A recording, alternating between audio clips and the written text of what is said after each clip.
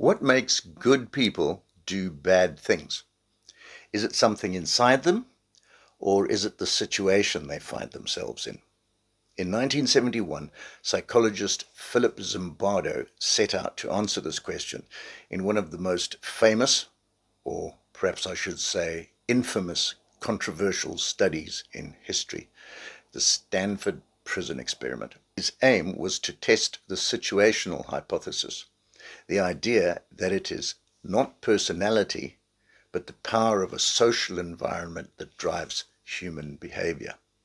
Specifically, could ordinary, healthy, well-adjusted young men really become cruel and abusive if placed in a conducive environment? Before going further, I'd like to mention that this presentation focuses on an outline of the Stanford Prison Experiment, as well as its applications, strengths, weaknesses, and ethical considerations. And I'm particularly dealing with it from the point of view of A-level students.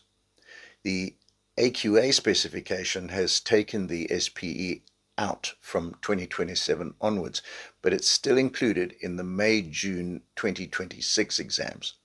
As far as I know, the OCR and EDUCAS exam boards have retained it. AQA students, I've put a link in the description to some exam-style questions, how to answer them, and their mark allocations. Right, on with the study. In 1971, Zimbardo's team converted the Stanford Psychology Department basement into a mock prison. They recruited 24 participants and randomly assigned them to be prisoners or guards. The prisoners were arrested by real police, strip searched, given smocks, and referred to only by ID numbers. This was designed to induce deindividuation, that is, a loss of personal identity. The guards were given uniforms, batons, and mirrored sunglasses to create anonymity and a sense of power. Their instructions were vague. They were told to maintain order, but without any physical violence. At first, things were calm, but by day 2, the prisoners rebelled, barricading themselves in their cells. The guards' response was swift and brutal. They used fire extinguishers to break into the cells, stripped the prisoners, removed their bedding, and threw the ringleaders into solitary confinement, which was a closet they called the hole. Then the guards quickly escalated their abusive behavior, making the prisoners do things like push-ups while singing, depriving them of sleep, denying toilet access, forcing prisoners to use a bucket in the cells instead, as well as things like arbitrary counts in the middle of the night. Prisoner 8612 had an alleged mental breakdown, screaming and crying until he was released. I'll return to this point shortly. A replacement prisoner, 416, went on a hunger strike and was punished, with guards encouraging the other prisoners to harass him. Even Zimbardo, acting as both lead researcher and prison superintendent, lost his objectivity. He later admitted that the simulation had become his reality too. The experiment only ended when Zimbardo's colleague, his girlfriend, Christina Maslach, visited, and horrified by the cruelty she witnessed, she confronted him. Faced with this outside perspective, he called off the study, and this was after 6 days. The experiment was supposed to have run for 2 weeks. Zimbardo's conclusion was that the situation was the key factor. Ordinary young men had conformed to their assigned roles with disturbing speed. Some guards became sadistic, some prisoners became broken and passive. It seemed to be a powerful demonstration of how systems can corrupt individuals. But the Stanford Prison Experiment has been heavily criticized, and as time goes by, more is coming out and more criticism is coming through. To begin with, let's look at demand characteristics. Demand characteristics are when participants in a study act in ways that they think the researchers might want. Instead of simply behaving naturally, they shape their behavior to fit those expectations. In Zimbardo's experiment, this is a real concern. The most infamous guard, David Eshelman, who was a drama student at the time, later admitted that he consciously decided to play the role of a cruel, sadistic guard, even basing his performance on a character from the recent film Cool Hand Luke. Afterwards, he said he thought the study needed some drama. And in another example of possible demand characteristics, prisoner 8612, Douglas Corpy, I mentioned him a moment ago, appeared to have a complete emotional breakdown, screaming, crying, and saying he felt like he was burning up inside. Zimbardo took this as clear evidence of the psychological damage caused by the prison situation. However, later, Corpy said that he had been faking the breakdown to get out of the experiment because he needed time to study for exams. But he's been inconsistent in his testimony because at other times when he's been interviewed, he claimed the distress he experienced was genuine. So the statements made by Eshelman and Corpy are significant because they call into question the validity of the two most extreme forms of behavior that were observed in the experiment.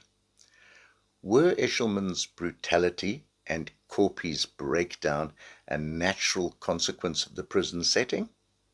Or were they performing the roles they believed were expected of them? So, rather than proving that ordinary people inevitably turn cruel in certain situations, the experiment may actually demonstrate how demand characteristics can be a confounding variable in an experiment.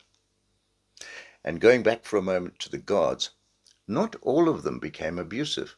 In fact, only about a third of them were quite brutal, whereas a third were fairly neutral, and a third of their number could even be described as kind or supportive towards the prisoners. And this variation is a real problem for Zimbardo's conclusion. If the situation alone automatically created cruelty, then we'd expect all the guards, or at least most of them, to act in a harsh and authoritarian manner. The fact that some chose not to suggests that individual differences and personal values played an important role. And this weakens the claim that the situation itself was the single driving force behind the behavior. Another weakness of the study concerns demographic limitations. What do I mean by this? The participants were young, white, middle-class college students. None were criminals, unlike real prison populations. They were paid volunteers. They knew that they were participating in an experiment. In addition, the participants were a self-selecting group. That is, they answered an advert specifically asking for volunteers for a study about prison life. And that raises the question, would the same kinds of people have come forward if the advert had been for a memory experiment or a study on perception? It could be that those who chose to volunteer for a prison study were already more interested in or even attracted to themes of power, authority, maybe dominance. If that's the case, then the findings may partly reflect the characteristics of the volunteers themselves rather than simply the power of the situation.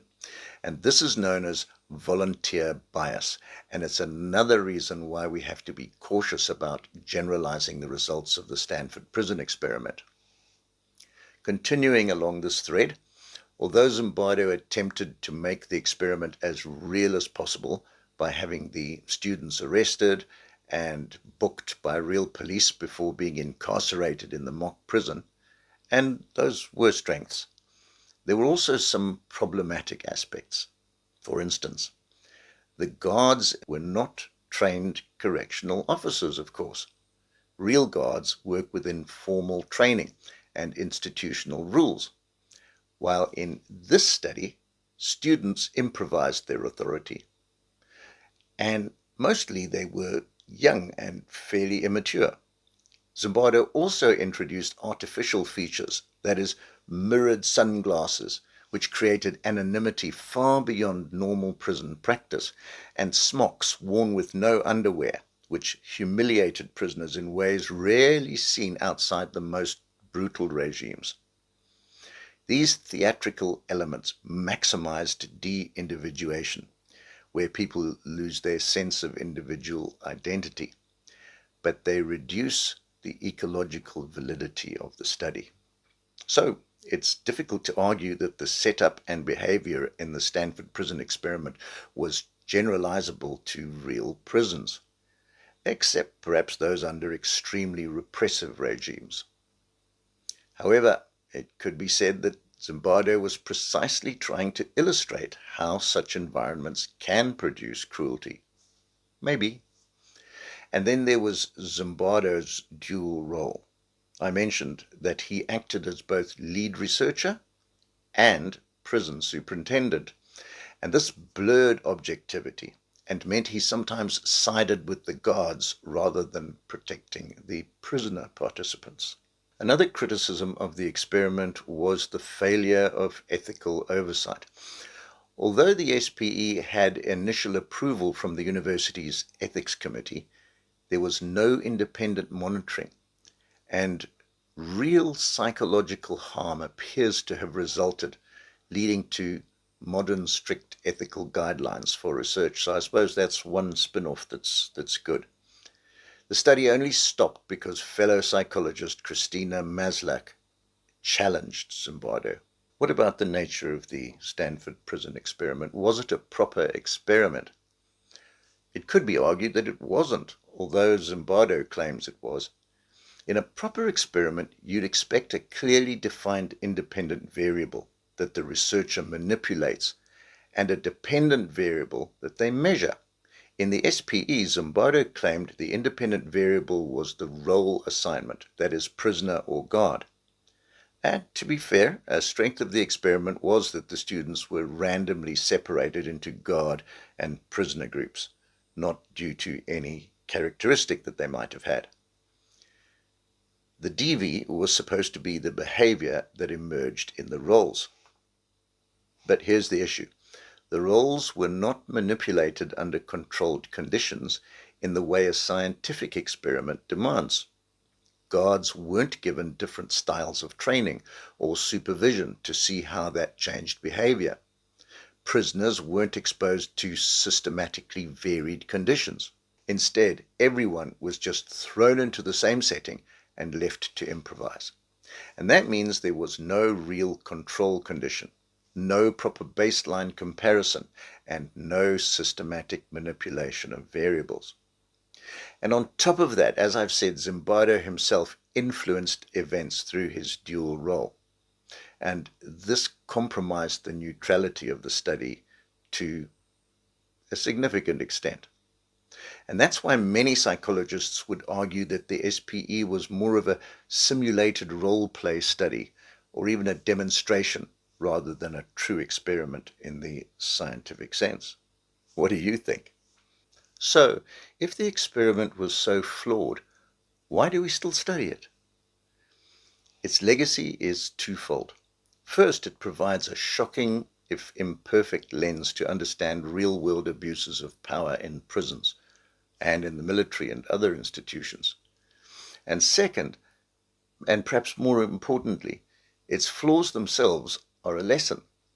It serves as a permanent warning about the critical importance of robust methodology in research design, strong ethical safeguards to protect participants, and self-awareness to avoid bias.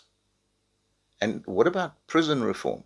Well, the Stanford Prison Experiment isn't a perfect blueprint, but it does highlight crucial themes, such as the danger of dehumanization, treating people as numbers, not humans. And this leads to abuse. Modern reforms focus on dignity and rehabilitation, rather. Also, the need for oversight. Unchecked power in any system can corrupt. This argues for independent monitoring of prisons. and the importance of training. Guards aren't just roles. They're professionals who need extensive training in conflict resolution, ethics, and mental health. So the Stanford Prison Experiment remains a classic paradox. It's a powerful story about the power of situations, but some would argue that it's also a case study in scientific failure. If you want to go beyond the exam board specifications, that statement could be a great topic for a debate. For students of psychology, the SPE teaches us not only about human behavior, but also about the immense responsibility that comes with studying it. It reminds us that rigorous ethical science isn't just a rule book. It's the very foundation of understanding ourselves. Thank you for watching.